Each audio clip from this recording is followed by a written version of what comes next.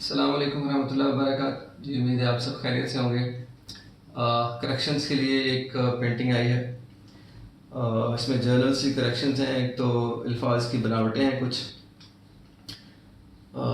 वो बेहतर होंगी। इसके अलावा मेरे ख्याल से इल्यूमिनेशन जो है वो बहुत बारीक हुई हुई है, दूर से बिल्कुल भी नज़र नहीं आएगी। कम से कम कुछ फासले से नज़र आनी चाहिए। थोड़ी इसमें या इसकी कलर्स की में बेहतरी होनी चाहिए। इसके अलावा वाव जो है इसकी शेप ठीक होने वाली है और इसके कलर में थोड़ी जो है वो डार्कनेस होनी चाहिए। और इसके अलावा नून का जो ताज है ये बहुत बड़ा है और इसकी जो है वो शेप ठीक होनी चाहिए। और मेरे ख्याल से बाकी बेहतरीन है, बहुत अच्छा। डेफिनेटली एक कॉपी वर्क है लेकिन बहुत अच्छी एफर्ट की गई है, तो इसमें इन बेहतरियों की गुंजाइश है। आइए इनको देखते हैं कि हम इनको कैसे ओवरकम कर सकते हैं।